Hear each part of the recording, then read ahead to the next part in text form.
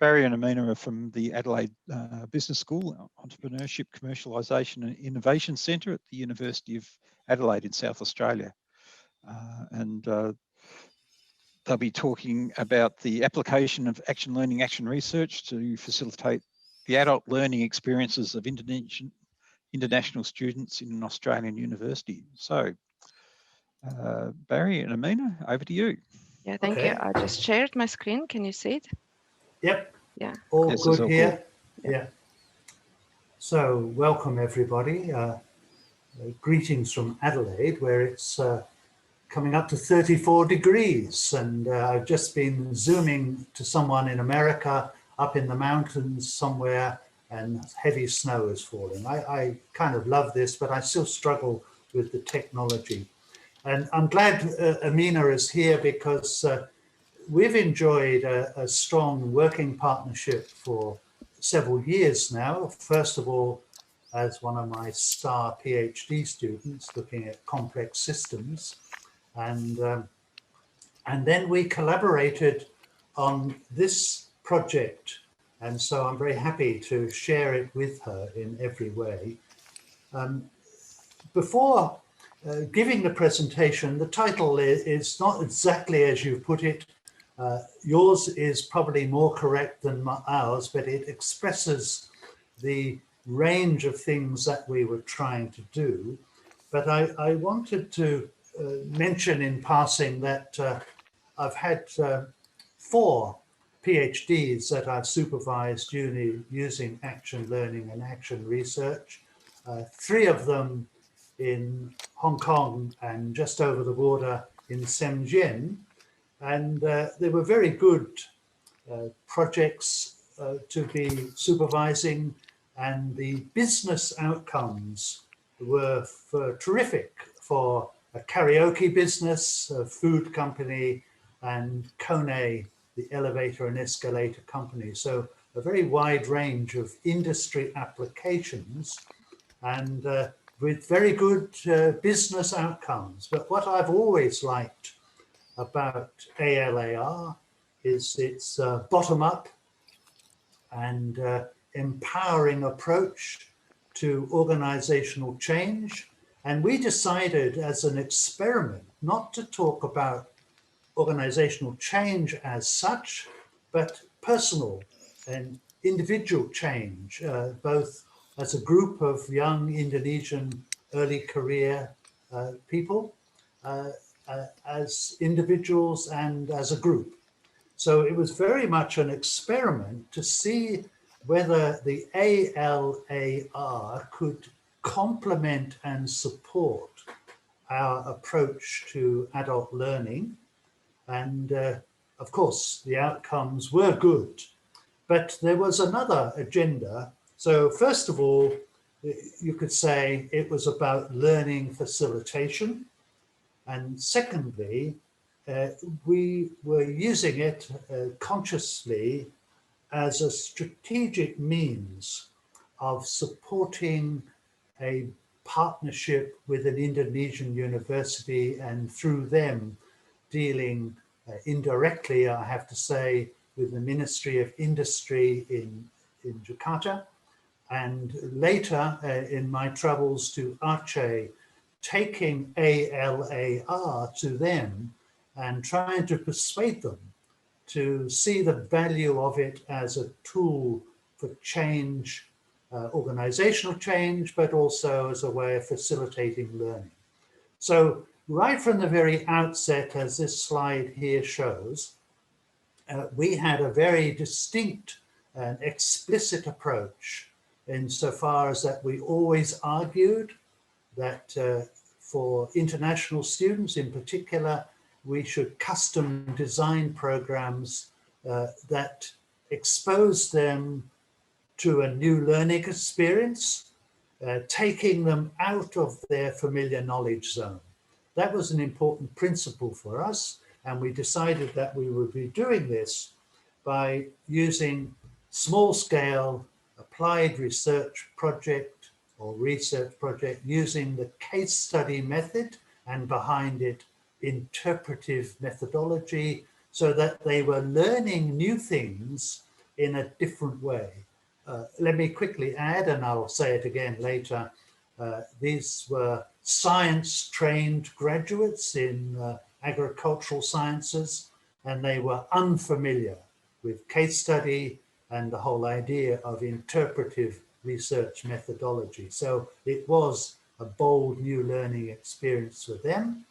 But at the same time, number two, we knew that we had to start with knowledge that they had working knowledge about and an emotional engagement in, which was their specialist fields in agricultural science advisory work through the Ministry of Industry.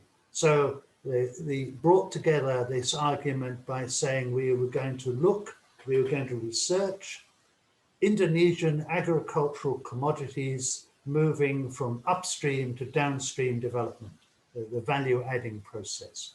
So that's the argument that was behind their whole approach to this program. Now, the next slide. Now, it's important for you to appreciate that there is contextual background to this project. We're talking about a double degree master's program, which was an important strategic partnership between two Indonesian and Australian universities, Bogor Agricultural University or Institute of Pertanian Bogor, and the University of Adelaide through what was then called the Entrepreneurship, Commercialization and Innovation Centre. So we had to get that partnership working on viable basis, but to do things a bit different from what they might have expected of us. So we were very aware that this joint partnership was had many stakeholders, and I want to make a point of that in a moment. So that was why we decided to push ahead with what for them was a challenging approach to learning. And so a lot of persuading had to be done with the academic staff in the Agricultural University so that they could stand back and let us do our thing in our way and still maintain the partnership. So there was a lot of, should we say, background politics to this that had to be smoothed out before we could get into the program, but I was determined to do it anyway. Next slide. So because we are dealing with international students, it's well to be aware that there are many stakeholders and many burdens on the shoulders of international students. First of all, the country itself. These students benefited from Australian aid program, but there was a strong commitment by the Indonesian government to this program. The employers, in this case, the Ministry of Industry, employing thousands of people, were aware that by sending people on this program, they were training for the future, you know, higher levels of workforce competency and knowledge-led change, all those sort of things. So the employers and the country were, in my view, quite enlightened about this. The families of these students, parents, partners, were all aware that there was a lot at stake, and the communities they would return to, there was a lot of expectation. They would come back victorious, you might say.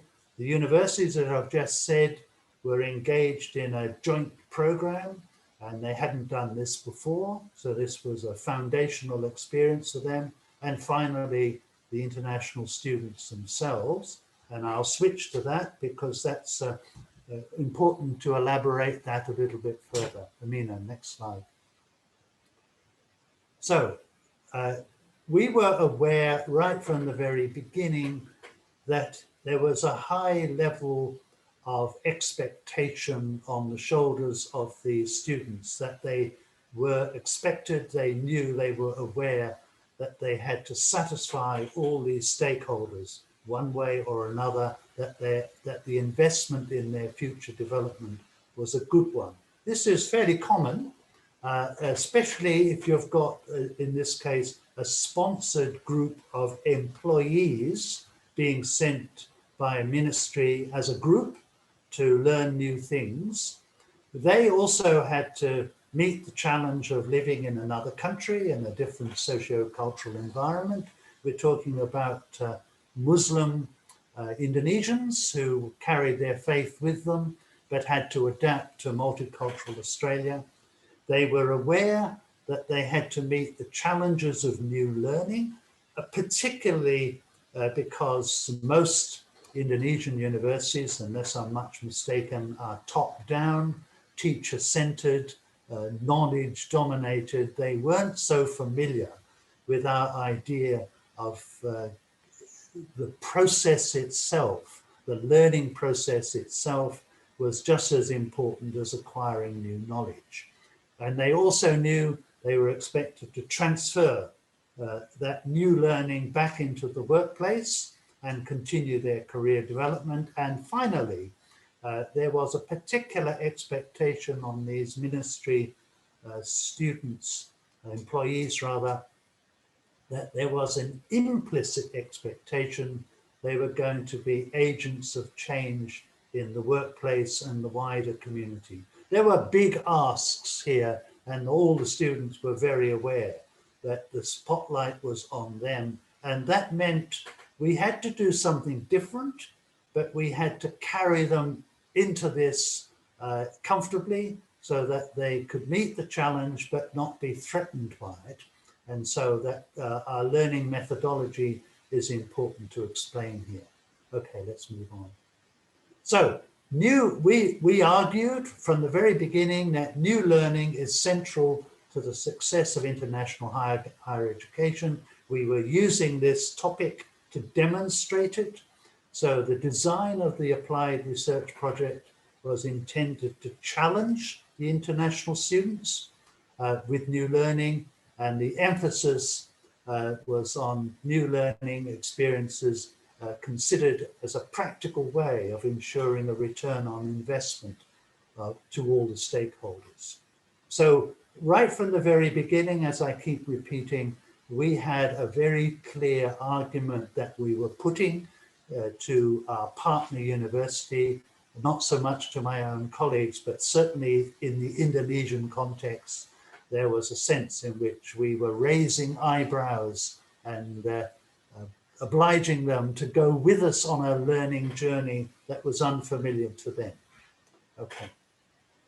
So our approach to the research assignment, which essentially was a mini dissertation of about 10,000 words, we emphasized it had to be small scale, that there was a single case, that it had to be done in a quite tight time frame. So we didn't have unlimited time. It had to be completed on a small scale basis and had to learn the disciplines of small scale research, that they had to become familiar with what being a self-directed learner implied. And that was essentially the new learning, we might say. And then we decided as an experiment to see whether or not an action learning and action research approach could facilitate this learning on top of what we would have done anyway. And as it turned out, it was a huge success, but I don't want to say that too much at the moment. And finally, the research design for the project, that there was a lot of workshopping, that there was a lot of emphasis placed on the students to give presentations little and often. So that was our kind of approach to the research assignment. Now I can elaborate a little bit further. Okay, so what we were talking about, on my left-hand column, the Indonesian agricultural sector, these are upstream products, various fruits, various nuts, chocolate, various leathers, etc. And we were getting them to look at the process of value adding going from upstream to downstream. This was very much a case of a very comfortable collaboration with Bogor Agricultural University. They were extremely helpful in this regard.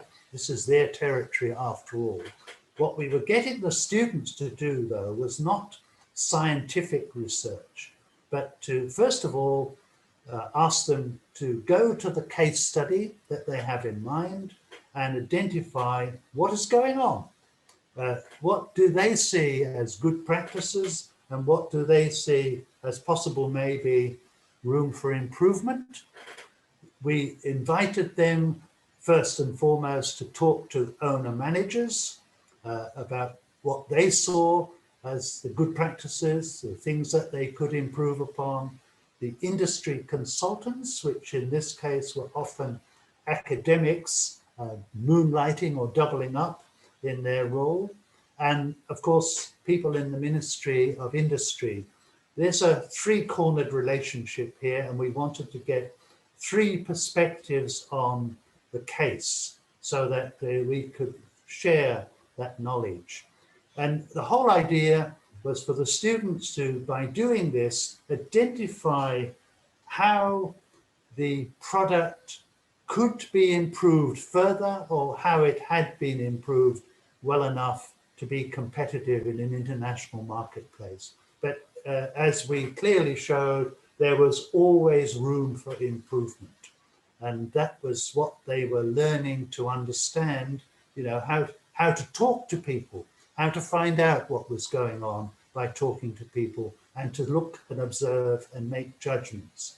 And in the meantime, we were saying, you've got to read widely. You can't just have a single case and just go and collect information. You've got to connect that literature, your observations and findings, to the broader literature on innovation and change management.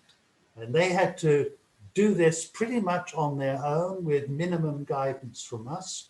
And finally, in this research design, to explore the possibility for entrepreneurship and private venture capital.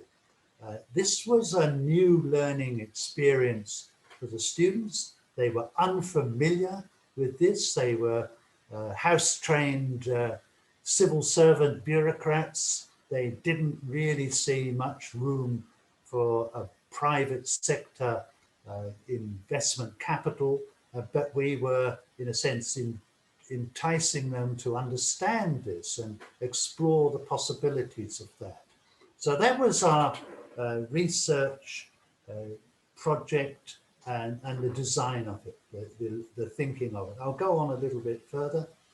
So, but let me remind you that we were aware of our own approach, that is a theoretical approach, and therefore we drew on David Kolb's work, in which there's a natural cycle of learning, and that lies at the heart of a lot of ALAR. So we drew on our understanding of David Kolb. And of course, in my case, because my background is in adult education from the UK, I was a great fan and follower of Malcolm Knowles and his idea of andragogy, adult learning as a specialist branch of learning, in which we were combining the lived experience and workplace knowledge of the students, something they were familiar with this continuous process of preparation, presentation, reflection, and improvement. And the whole idea of this approach was intended to empower the adult learner.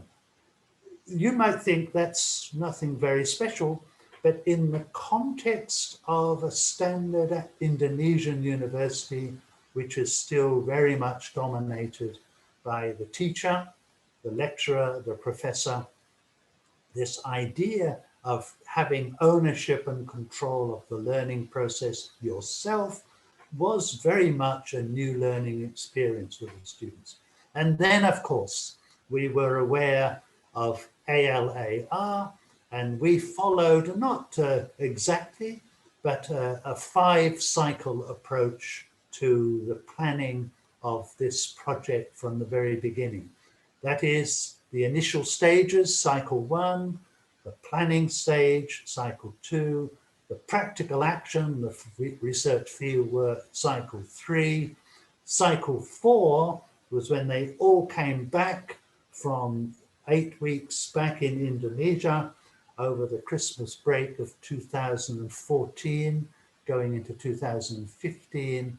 And I said to them, you must come back with data. You must come back with data. If you haven't got data, we can't move into cycle 4. Luckily, they all came back with data.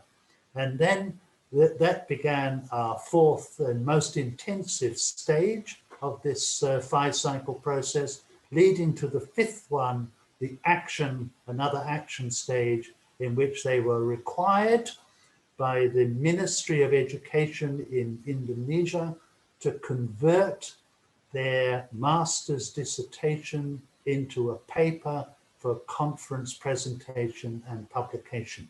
That is a requirement now throughout all Indonesian universities doing master's degrees, and it applied to us as well. So one more slide and that will show the pic. Okay, more slides. So adult learning theory, I'll just reiterate that we were viewing it as a partnership. They were not used to this. They were not used to us talking to them as like friends on a learning journey with them, and a big emphasis on discussion-based learning. Again, they're used to the lecture method, but they weren't used to small group discussion. Now, the whole point of this is that they become progressively, through their experience, more self-directed, so that they have a strong sense of ownership of what they learn, but they're always starting from what they already know from practical experience. That's our theory elaborated in a different model. Next one. Okay, now this is beautifully constructed and a very elaborate version of what we actually did. So right from the very beginning, which started in 2014, I went to Bogor. I spent a week there, and cycle 1 began, in which they had to come up with a possible maybe research topic. Sorry, someone's calling me. I'm going to have to ignore them. So cycle 1, I went to Bogor. We spent an intensive week looking at their possible maybe research topic. They collaborated with their IPB staff, and that cycle continued pretty well for the next 3 months, because they had to pass not only the project proposal stage, but they had to learn enough English to get into Australia on the basis of the scholarship. So cycle 1 was very much the preparatory stage, defining the research topic, and within it there's another cycle. Cycle 2 was planning it. So cycle 1 and cycle 2 essentially took place over a 6-month period in Bogor, in their university, and the understanding was they would come to Adelaide with a mostly prepared research plan, and we would refine it for them and with them. So that's essentially cycle 1, cycle 2, initiation and planning. They came to Adelaide, and we continued that cycle 2 until Christmas. So in a sense, they had virtually a whole year of part-time study from cycle 1 and cycle 2 took up an academic year. Cycle 3, go back to Indonesia and spread throughout the Java. Most of the students came from Java, and they went out into the field, having identified single cases, and they had to meet, talk, collect, all those things over that period of time. And we kept our hands off. They could communicate with IPB, but we kept away from all of this. That was their responsibility. Cycle 4 was the next one, and when we were conducting the research process. What that meant to us is that there were 5 cycles, 5 chapters. They had in a whole semester from about February through to early June, they had to produce 5 chapters. Each chapter represented a cycle. So cycle 1, the introduction. Cycle 2, the literature review. Cycle 3, the research method. Cycle 4, the data set findings and analysis. Cycle 5, discussion and conclusion. So in this process in which they were expected to write 5 chapters, we linked it very strongly to the ALAR cycle, within a cycle as it were. And this is what we did. We got them to present.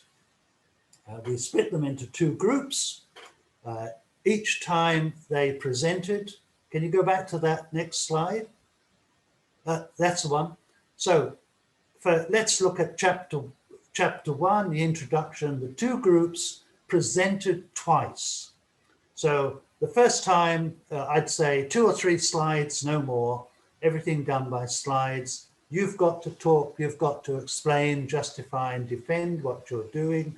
And you have then 2 weeks to improve on that product. So we're looking at their presentation, and in the interval between the 2 meetings, we were giving them support, online support, group support through supervision, and they were getting additional support from their supervisors back in Bogor. And we used an e-learning diary in which we invited and asked them to reflect on their presentation and to come up with their own proposals for improvement at the second time round.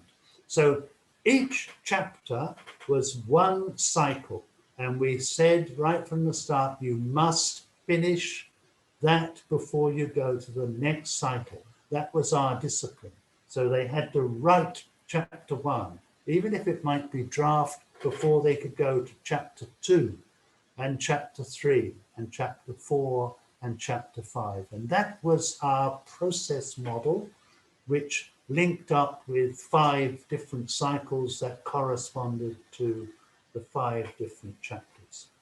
Okay, next slide.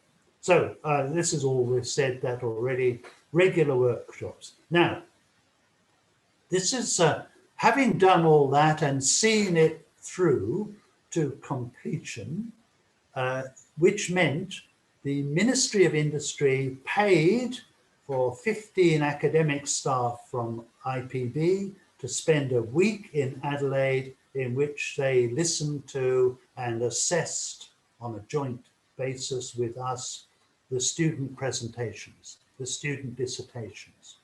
That was a huge investment by the ministry and the government in, this program. I don't know what it cost, but it would have been considerable. So we decided that we ought to seize the moment and research their learning experiences, not just the project, but their whole time spent 1 year in Adelaide. What did they learn from their overseas student experience? What could we learn about their experiences, and how can we apply that? So next slide shows the simple model that we used. We were looking at their academic response, their personal response, their behavioral change, their professional behavior. So take the academic one. What did they learn about learning, and did they become in their own mind sufficiently independent and self-directed? Did they learn anything about themselves after spending time in another country? Did they learn anything about the role of a public servant? To us, that's not controversial, but to them, it truly was a new learning experience. And what have they got to say about the case study and interpretive research design that we asked them to learn? So that pretty comprehensive. I've published, Amina and I have published this in other journals, and there's no need to go on. But my point is that this research, the project was sufficiently different and innovative, had required a lot of preparatory work with Bogor University to accept our different approach and to do the research in a different way from most of the academics there.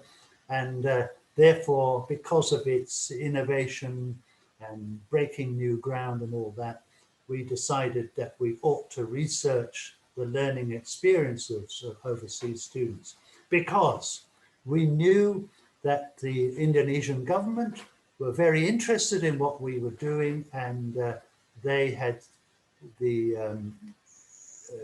government, the Australian government, had switched considerable support to Aceh. And I went to Aceh half a dozen times and was busy selling this whole approach, ALAR, as well as our approach to the research, as well as our approach to learning. And we achieved considerable recognition from the Aceh government, and they were very keen to send people. So our research, we learned these things, and this is by way of conclusion. International students is big business, and we ought to spend a lot more time on customer needs, especially for groups that are sponsored by industry employers and sent here as a whole group. We need to customize our learning programs. Although acquiring new knowledge is important, which is what they were familiar with, new learning experiences provide a longer-term strategy for competence and workforce development. I truly believe that was a significant outcome, and I can't emphasize too much the importance of this. The master's level, the idea of what you master is as much the self-direction and independent critical thinking as it is actual chunks of knowledge. International students will benefit being exposed to other new learning experiences, including cross-cultural challenges, nothing new there.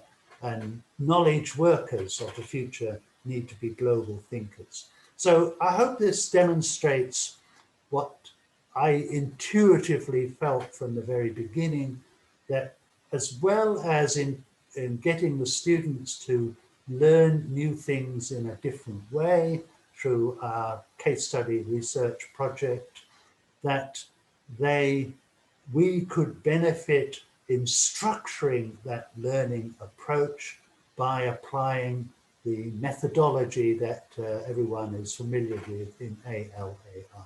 So for us, it was, to use a Chinese metaphor, we walked on two legs. One leg, the learning methodology, and two, the ALAR methodology. So thank you very much. I hope you've benefited from that rapid fire presentation. Thanks, Barry. We've got a couple of minutes left for any questions for Barry.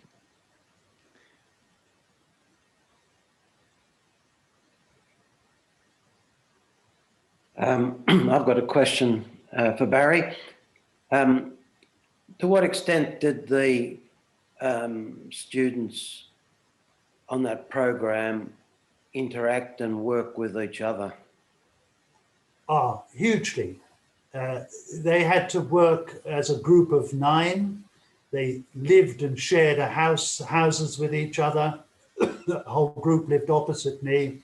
No, there was a high level of expectation that they would collaborate and support each other. And that was very consistent with Indonesian culture. They were a very collaborative group of people. So we tuned into their cultural norms quite well, and they took it up and they did a lot of self-direction on their own initiative.